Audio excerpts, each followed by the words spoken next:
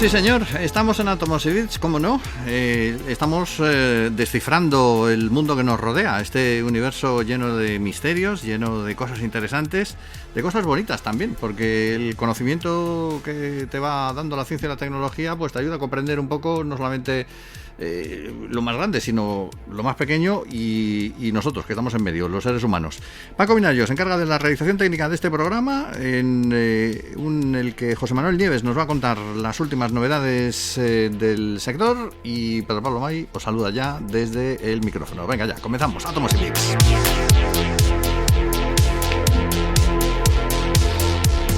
José Manuel, ¿cómo estás? ¿Cómo estás esta semana?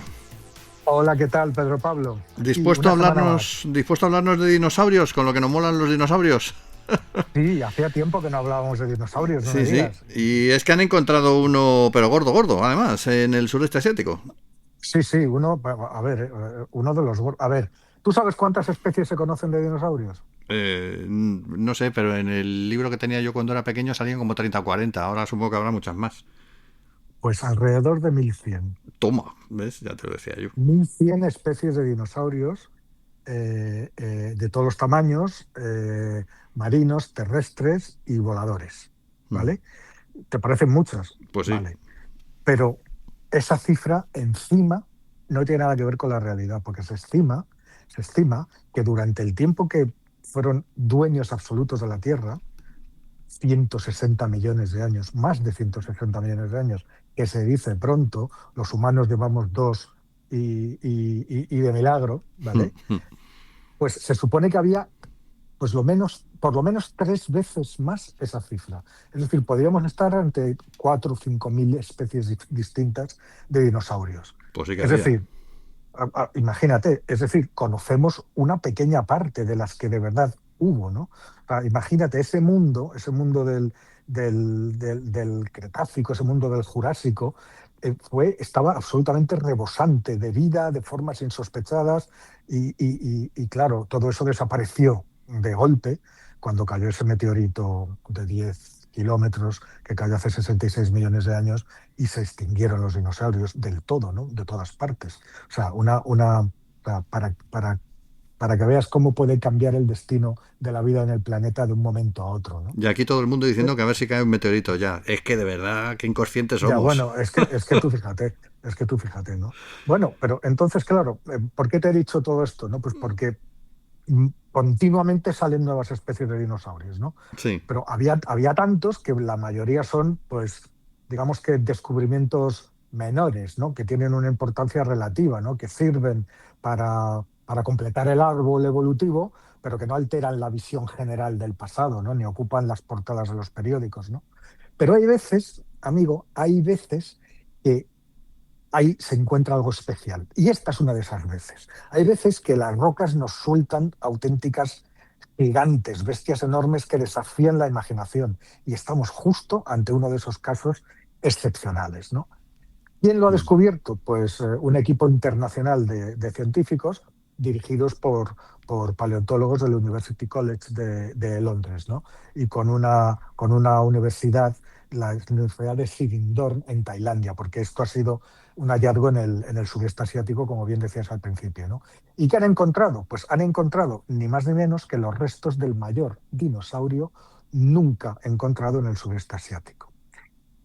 Es un hallazgo cuyos orígenes se remontan a hace 10 años ya, porque fue cuando se empezaron a investigar los restos, ¿no? Pero el estudio que lo engloba todo acaba de salir ahora, ¿no? Y fue en un antiguo estanque al noroeste de Tailandia, ¿no? ¿Cómo se llama este nuevo titán? Pues se llama Nagatitán saipumensis. Estos nombres nada es casual, ¿no? Porque Naga se refiere a la serpiente acuática del folclore de la región. Sí. Titán alude a los tamaño. titanes de la mitología griega, ¿no? Y Chayapumensis pues indica que proviene de la provincia de Chayapum. ¿Vale? Entonces, además, es el. O sea, además de que. Pues esto es lo que. La cuestión es que estamos ante una bestia enorme. ¿Y qué han encontrado? Pues han encontrado la columna vertebral, costillas, la pelvis y las patas. Y a partir de toda esta información han podido reconstruir el aspecto que tenía este animal y sus dimensiones son, pues te lo voy a decir ahora mismo, 27 metros de longitud Madre. y un peso cercano a las 30 toneladas, ¿no? Que es como el peso de 9 elefantes asiáticos juntos. Por una ¿Vale? ilustración que he visto de reconstrucción, me recuerda al brontosaurio, no sé, se Es que diferencia es de la mucho. misma familia, es de Sí. la misma familia. Claro, imagínate, solamente las patas, o sea, un hueso, un único hueso de una pata delantera mide casi 2 metros, Jo. que es la estatura de un hombre medio de nuestros días, un 80, ¿no? Mm. Bueno, esto efectivamente pertenecía a la familia de los saurópodos, que son estos comedores de plantas con cuellos largos y muy largos y colas de látigo, ¿no? Sí. Y aquí, en este linaje, pues están los diplodocus, los brontosaurios, como bien decías, en fin. ¿Y cuándo vivió este bicho? Pues en el Cretácico inferior, Mm. hace entre 100 y 120 millones de años, ¿no? Sí. Con todo, este es muy grande para la mayoría de los estándares, ¿no? Y fíjate, probablemente pesaba 10 toneladas más que el Diplodocus típico, ¿no? Pero sigue siendo, esto es importante decirlo, sigue siendo pequeño en comparación con otros saurópodos que se han encontrado en Sudamérica, como el Patagotian, que medía, en lugar de 30, medía 60 toneladas y tenía más de 30 metros de largo, Uf. o el Ruyangusaurus, que medía 50 toneladas y que también era toda una bestia de casi 30 metros, ¿no? Oye, Pero bueno, tenían comida todos estos para sobrevivir, porque es que con esos tamaños tenían que claro, consumir claro, comida. porque en aquel momento, date cuenta de que en aquel momento prácticamente todo el planeta estaba cubierto por selva húmeda y es lo que comían, ¿no? Pero incluso, ahora verás, porque este animal también vivía en zonas un poco más secas, ¿no? Sí. Ahora te contaré. Pero lo más, o sea, enorme, pero lo más importante no es su tamaño, ¿no? Sino el lugar y el momento en que vivió, ¿no? Eh, a este le han llamado el último titán de Tailandia. ¿Por qué? Pues porque fue descubierto en una formación de rocas, la formación más joven en la que se han encontrado dinosaurios en todo el país. Mm. Es decir, es muy poco probable que rocas todavía más jóvenes, que ya estamos en el final de la época de los dinosaurios, tengan restos de dinosaurios. Es Claro. decir, pudo ser uno de los últimos grandes titanes que poblaron esa región del planeta antes de la extinción, ¿no? Puede ser Ujú. el saurópodo más reciente que encontramos en el sudeste asiático, ¿no? Y bueno, sabemos que hay datos técnicos de las subfamilias y tal, pero no te voy a aburrir con eso, ¿no? Lo que tú me decías, ¿cómo era el hábitat donde vivían justamente ahí? Bueno, pues curiosamente, estos animales no vivían en ambientes selváticos, sino en un ambiente de árido a semiárido. Y para vivir en ese ambiente, ya que sus congéneres en otros continentes vivían en zonas muy húmedas y con mucha selva, ¿qué hizo la evolución? Pues los saurópodos consiguieron vivir en estos ambientes más duros, digámoslo así, porque su anatomía era una auténtica máquina de aclimatación. Ah. Es decir, tenían la enorme superficie que tenían, pues imagínate, esa gigantesca superficie expuesta a los rayos del sol, con los largos cuellos, con las colas, son unos disipadores de calor excepcionales, ¿no? Para regular la temperatura corporal, vamos, como auténticos radiadores naturales, ¿no? Sí. Claro, y además en esa región había grandes ríos repletos de peces, tiburones de agua dulce, es decir, un entorno donde estos titanes podían refrescarse continuamente y convivir con pequeños herbívoros y desde luego también con algún gran carnívoro, ¿no? Ya. Pues estaban ahí. Y Estaban ahí, el último gran dinosaurio del sudeste asiático. ese es el tema de los dinosaurios. Siempre es fascinante y siempre me ha hecho mucha gracia que además son unos animales que hacen son muy llamativos para los niños pequeños. O sea, por algún Sí, motivo porque tienen ese sí, tienen ese aire de gigante bonachón, sí, que nos pero atraen. nada, sabes que las aves son descendientes directas de los dinosaurios, ¿no? Sí. Sí, yo Que son los cada vez únicos. que veo una gallina digo, ¿cómo sabéis degradado? De verdad. No, no, vale, pero tú sabes también que si un gorrión tuviera el tamaño y la fuerza suficiente, te devoraría vamos, sin pensar solo dos veces. Ya hay una gallina más que tiene peor carácter, pero Vamos, bueno. vamos, es que ni se lo pensaba, ¿eh? Bueno, ya que estamos hablando de antigüedades, vamos a hablar de antigüedades, pero también de antigüedades humanas, porque resulta que tenemos en nuestro ADN varias especies, o sea, nosotros no, yo soy Homo sapiens, no, pero no somos solamente Homo sapiens, somos Homo sapiens más el IVA, y el IVA está compuesto por varias especies, que una de ellas no se conocía cuál era, y ya se ha descubierto cuál es. Claro, es que fíjate, es tremendo, ¿no? Lo que ha hecho la paleogenética, es decir, la aplicación de los estudios de ADN y de la genética a la prehistoria, ¿no? A nuestros orígenes. Eh, sabemos, sabemos ya que nuestro ADN tiene restos, tiene recordatorios, tiene partes que no son de nuestra especie, sino que son fruto de hibridaciones con otras especies. Y tenemos restos, como muy bien has dicho, de 4 especies diferentes. Los sapiens, que somos nosotros, neandertales, que desde 2010, cuando se secuenció la esta de Neandertal, se vio que teníamos entre un 2 y un 4% de genes neandertales, los denisovanos, que los denisovanos son esa especie de la que se han encontrado muy pocos restos y es la primera especie nueva de Homo que se define solo por la genética y no por rasgo y no por fósiles, ¿Mm? y que resulta que una parte de los pobladores de Asia y de Filipinas llevan ADN de denisovanos, aquí en Europa no, y luego una cuarta especie que no se sabía quién era, una especie de población fantasma, muy antigua, mucho más antigua, y que los científicos llevan un montón de años tratando de identificar y que no sabemos. Los humanos modernos actuales llevamos restos de las 4, pero hasta ahora solamente se han identificado 3. Bueno, pues como bien dices, ahora la identidad de esa cuarta especie la acaban de revelar. Uh-huh. La acaban de revelar. Para esto, lo primero que tenemos que hacer es olvidarnos de la clásica imagen de la evolución humana, ¿no? ¿Sabes, no? Una evolución lineal, que primero vemos un mono que está agachado andando a 4 patas, que luego poco a poco se va poniendo de pie y en la última ya somos nosotros, ¿no? Sí. Bueno, la realidad es mucho más caótica, ¿no? No es una sucesión ordenada, sino más bien una especie de totum revolutum, una especie de ensalada, donde los ingredientes, que son las distintas poblaciones que ha habido en la historia humana, pues se van mezclando una y otra vez, ¿no? Me pido ser el Y aguacate. claro, pues imagínate. Venga, Eso está muy bien. a por la ensalada. Bueno, es que me quiero reír y entonces, claro, no puedo seguir. Pues Vamos, mira,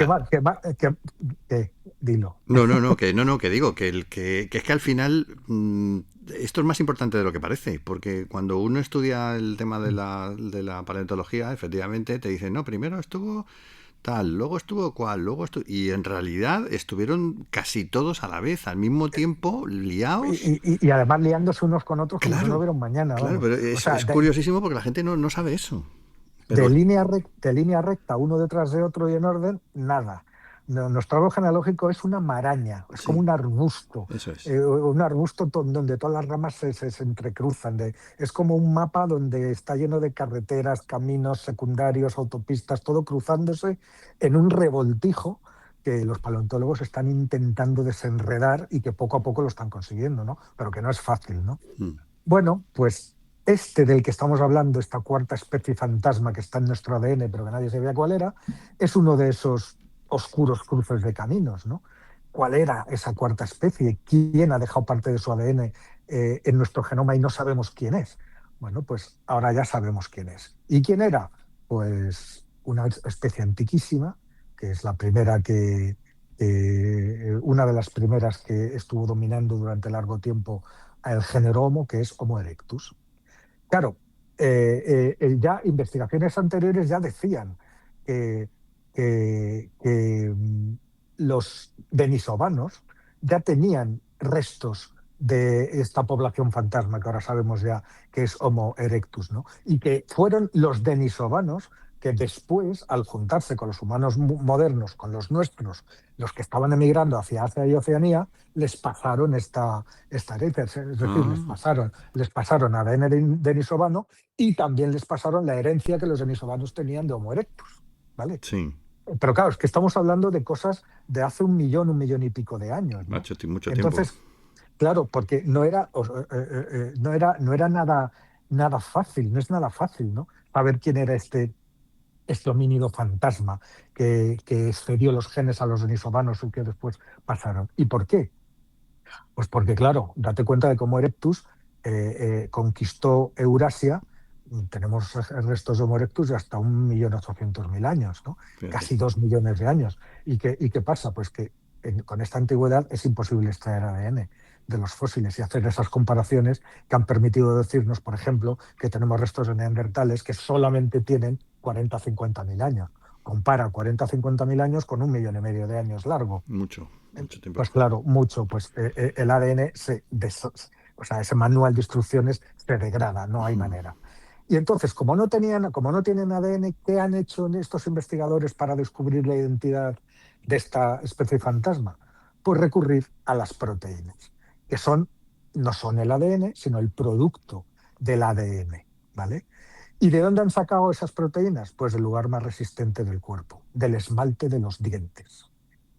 Es Le- decir, es como si no tienes, es como si te metes en una antigua cocina donde buscando la receta de una tarta. Bueno, sí, y en esa cocina ha habido un incendio. Bueno, pues pues no hay claro, pues receta. no hay receta. Pero dentro de una nevera olvidada, abres y hay una tarta entera. Entonces dices, anda, pues entonces yo ahora me cojo, hago ingeniería inversa y veo y deduzco la receta a partir de los ingredientes.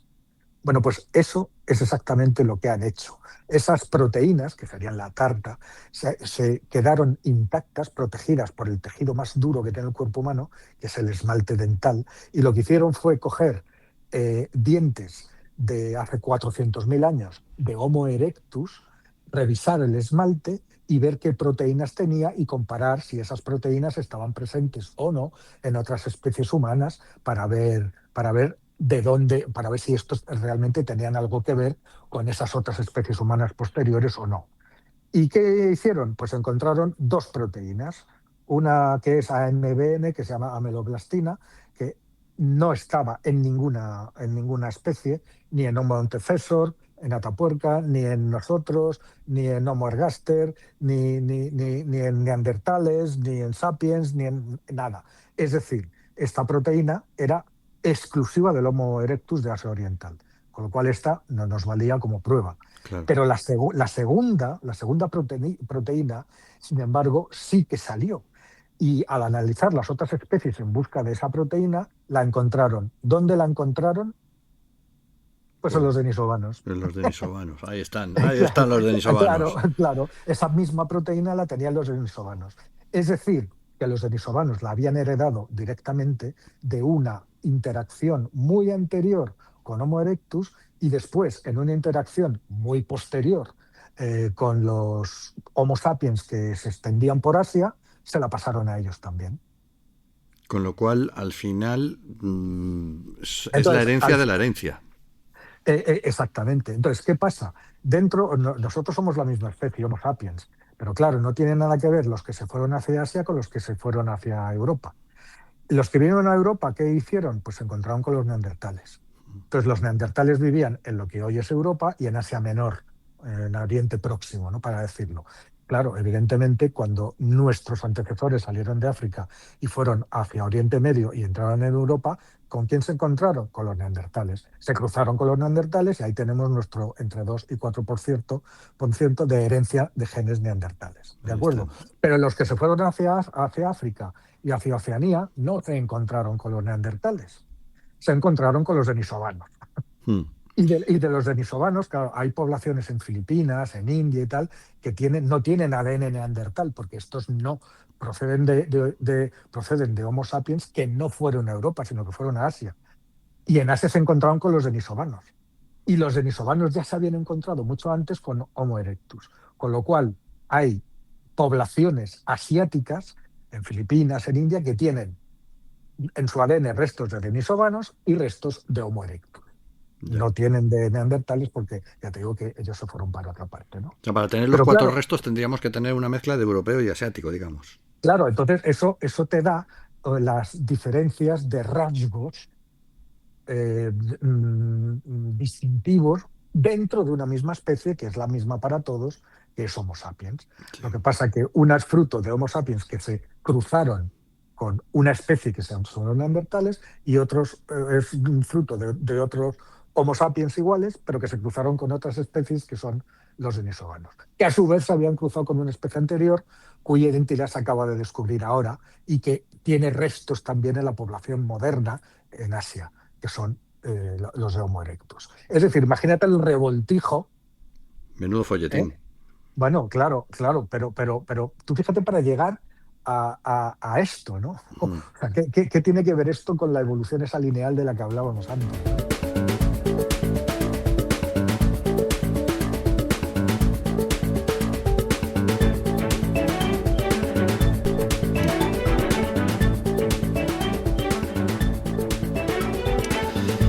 Bueno, vamos a pasar del pasado al futuro, a nuestro apartado tecnológico, nuestra sección tecnológica. Seguimos estudiando las últimas novedades que nos trae el mercado y ahora José Manuel ha tenido ocasión de probar no ya un teléfono, sino un ordenador, el Tecno Megabook K15S. ¿Por qué le pondrán estas letras y estos números? Me gustaría saber muchas veces de dónde viene, ¿no? Pero el K, ¿qué será? ¿De Kilian, que es el señor que lo ha diseñado? Pues, ¿O de qué? pues, ¿O de pues, Kilo, que pesa 15 pues, kilos? no lo sé, yo creo que son nombres comerciales que Sí, ellos los tienen por motivos, cada uno los propios, cada ¿no? uno por lo que se le desaparece. Y muchas veces el marketing, ¿no? Pero Sí. bueno, es verdad, también en ocasiones pruebo otras cosas, aparte de móviles, etcétera, y otros cacharros, pues ordenadores, ¿no? Y esto me llamaba la atención, porque he oído hablar de él, entonces me han dejado uno para probarlo, lo he estado probando y ha sido una auténtica sorpresa. ¿Por qué? ¿Ah, sí? Pues te lo voy a empezar a decir desde el principio, ¿no? Pues porque es un ordenador que está en los 600, 700 euros ¿Mm? y que tiene un comportamiento de ordenadores de más de 1.000 o 1.500 euros ¿Qué me dices? en muchas cosas. Claro, es que de verdad lo está utilizando durante pues, casi un mes, ¿no? Y he hecho de todo con él, ¿no? Pero claro, es una cosa, es una marca que se llama Tecno. Si yo te pregunto a ti quién son los de Tecno, te quedas como estás, ¿no? Pues sí, no. Es que ni O me sea, suena, vamos. claro, para la mayoría de los europeos y de los españoles, pues es un nombre desconocido. Pero resulta que a nivel global estamos hablando de un auténtico gigante de las telecos. Anda. Un gigante que además, por voluntad propia, decidió no venir a Europa hasta ahora. Eh, es Tecnomobile, ¿Mm? que es una de las empresas de este conglomerado, forma parte de una cosa que se llama Transion Holdings, que ese es un conglomerado gigantesco asiático que en 2008 decidió pasar de los mercados occidentales y centrarse en África. ¿Qué fue lo que hizo en África? Pues barrer a toda la competencia, incluidas a las grandes marcas. Y los Ya. barrió tanto con teléfonos como con ordenadores. Sí. Desde África en 2008, ¿qué hizo? Pasar a otros mercados emergentes en Oriente Medio y en el sudeste asiático. Es decir, fue cogiendo fuerza. Y en los últimos años, ya bien armada y bien poderosa, han mirado a Europa y ha entrado hace poco, ¿no? En España aterrizaron hace relativamente poco con unos teléfonos que no se han oído mucho tampoco porque han hecho mucho esfuerzo y ahora hacen con este ordenador, dan el salto a la informática personal. Pero ¿Y estos qué es son, lo que son asiáticos, son chinos o son coreanos o de dónde son? es? Un conglomerado de empresas que son de varias nacionalidades. Ah, vale, Ahora vale, vale. pero asiáticos. Multinacional. Pero, sí, pero ya es difícil decir exactamente. Yo creo que son más chinos que otra cosa, pero tienen otras empresas que no son de China, ¿no? Ya. Son todas asiáticas. Bueno, coges este ordenador y había oído comentarios muy buenos de él. Digo, bueno, vamos a verlo. Lo sacas de la caja y ¿con qué te encuentras? Pues a un portátil que parece un portátil de lujo. Sea, parece de lujo. Da el pego perfectamente con un portátil de lujo, ¿vale? Sí. Es decir, respira un aire premium que, vamos, la marca presume, es la publicidad del diseño metálico, muy fino, ligero, y es verdad, es todo verdad. El chasis está fabricado en metal, es absolutamente robusto.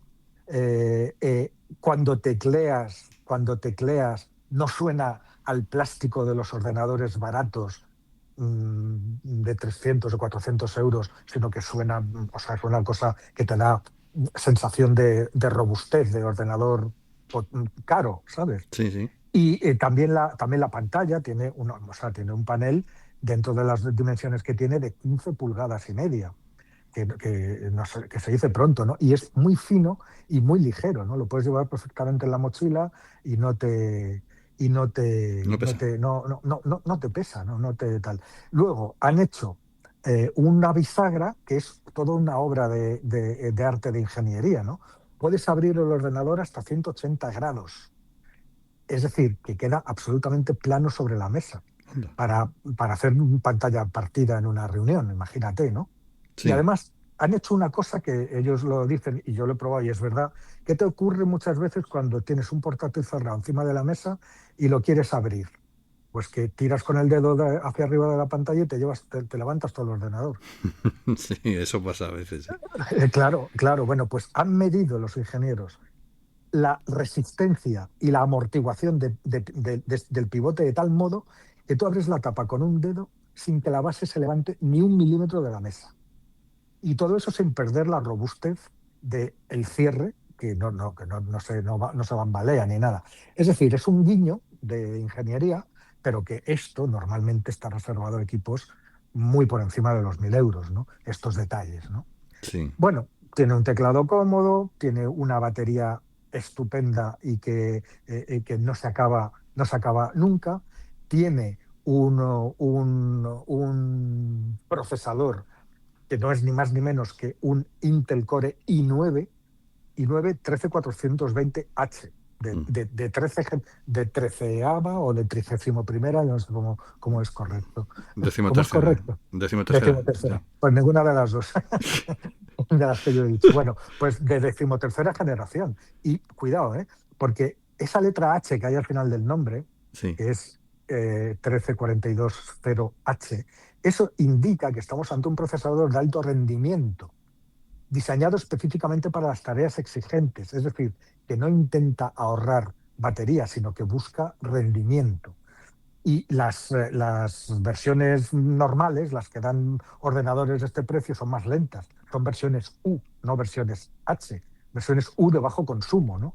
Y claro, son las que en los ordenadores de 600 euros son las que te encuentras, ¿no? No estas otras, ¿no? Claro. Vale, pues aquí tienes este procesador superpotente y además está acompañado por 32 gigas de RAM y por 1 TB de memoria. Es decir, puedes tener lo que quieras abierto sin ningún tipo de problema. Fíjate. Eh, Esto tiene un talón de Aquiles, ¿no? Sí, todos tienen un talón de Aquiles al final. ¿Cuál, Hombre, cuál es el de este? evidentemente, la perfección no existe. Bueno, pues probablemente es la pantalla, ¿no? Es la pantalla porque el panel es un Mega Full View HD de 15,6 pulgadas, pero mm, que da una sensación, o sea, los marcos son muy pequeños, pero si queremos ser justos, eh, ahí es donde hay una de las primeras críticas, ¿no? Muy en línea, o sea, los de la comunidad tecnológica ya lo estaban diciendo, ¿no? En los foros, ¿no? El nivel de brillo máximo de la pantalla es muy escaso. Es decir, cuando te lo quieres llevar a trabajar fuera, en una terraza, en un parque o al aire libre, pues los reflejos te ganan la batalla a la retroiluminación, ¿no? Ya. Y encima la tasa de refresco está en 60 hercios. Y en pleno 2026 ya nos hemos acostumbrado a pantallas que son súper luminosas, que aguantan bajo el sol y que además corren a 120 hercios, pues esto se echa un poco de menos, ¿no? Se echa un poco de menos. En sonido, maravilloso. O sea, tienen probablemente unos de los altavoces de los mejores que he escuchado en un portátil últimamente, ¿no? O sea que por ese lado, estupendo. La cámara web, otra limitación, porque es una cámara de 1 megapíxel. Pequeñita. Claro, te sirve para videoconferencias. Cuando estamos viendo que ya están poniendo cámaras de videoconferencias para hacer videoconferencias de alta calidad, pero claro, es que de algún lado tienen que sacar ese precio, ¿no? Claro. Entonces, no lo han hecho en el rendimiento, no lo han hecho en el motor, no lo han hecho en la memoria, no lo han hecho en la batería, en algún lado lo tienen que hacer. De lo que tienes clarísimo es que esto te aguanta todo lo que tú quieras, te aguanta todo lo que tú quieras Ujú. a un ritmo de procesamiento muy grande y que es como lo definíamos como una especie de tractor vestido de deportivo. Es decir, te aguanta como un tractor y tiene la línea de un deportivo. Es una buena definición para este ordenador, que además de precio, como nos comentabas, estaba bastante bien. Está muy bien, está entre 600 y 700 euros según la versión que quieras. Pues con el Tecno Megabook nos quedamos. Un ordenador quizá pensado más para trabajar dentro de una habitación a oscuras que en la playa, pero que tiene Hombre, todas esas... tampoco a oscuras, ¿no? Bueno, con poca luminosidad, pero que tiene esas posibilidades. Bueno, pues de momento lo dejamos aquí. Seguimos la semana que viene con Atomos y Bits, si te parece. Muy bien, perfectamente. Pues en este programa que cada semana os acerca las novedades de la ciencia y la tecnología con José Manuel Nieves, que nos acompaña cada 7 días, con Paco Minayo hoy en la realización técnica y con Pedro Pablo May en el micrófono. Saludos y hasta la semana que viene.